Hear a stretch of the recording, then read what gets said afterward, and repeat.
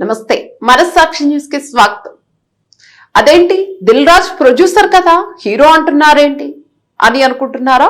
అవును, ఎందుకంటే కొన్ని కథలకు ఆయనే శుభం కార్డులు పడేలా చేస్తున్నారు. ప్రధానంగా ముఖ్యమంత్రులతో సమస్య వచ్చినప్పుడు ఆయనే హీరో. అవును, ఎందుకంటే కొన్ని కథలకు ఆయనే శుభం కార్డులు పడేలా చేస్తున్నారు. ప్రధానంగా ముఖ్యమంత్రులతో సమస్య వచ్చినప్పుడు ఆయనే హీరో అవుతున్నారు.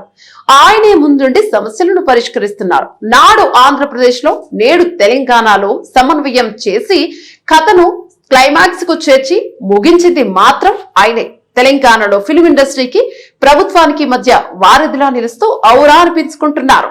ముఖ్యంగా నేడు తెలుగు రాష్ట్రాలే కాదు, దేశమంతా అల్లు అర్జున్ ఉదంతంపై చర్చించుకుంటోంది. చినికి గాలివానడా మారి పరిస్థితి ఎక్కడికో వెళ్లిపోయింది. పుష్ప విడుదల సందర్భంగా అల్లు అర్జున్ సంధ్య థియేటర్ కు వెళ్లడం, అక్కడ తొక్కిసలాటలో ఓ మహిళ మృతి చెందడం వివాదానికి కేంద్ర బిందువైంది. ఈ ఘటనలో ఏకంగా అల్లు అర్జున్ అరెస్టు చేయడం, ఆపై రేవంత్ రెడ్డి ఇక బెనిఫిట్ షోలకు అనుమతి ఇవ్వబోమని ప్రకటించడంతో సినిమా ఇండస్ట్రీ ఉలిక్కి పడింది. అవునన్నా కాదన్నా తెలంగాణ ప్రభుత్వానికి, సినీ ఇండస్ట్రీకి బాగా గ్యాప్ పెరిగింది. ఒకరిపై ఒకరు ఆరోపణలు చేసుకునే వరకు వెళ్ళింది.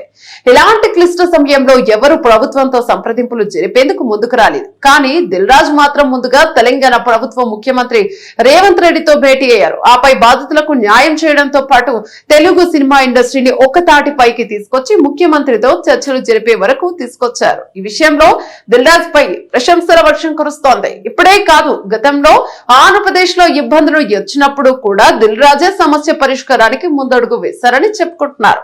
అప్పట్లో ముందుగా అప్పటి మంత్రి పేర్ని నానితో భేటీ అయి ముఖ్యమంత్రితో సినీ పెద్దలను కలిపేందుకు పావులు కదిపారని ప్రశంసల వర్షం కురిపిస్తున్నారు.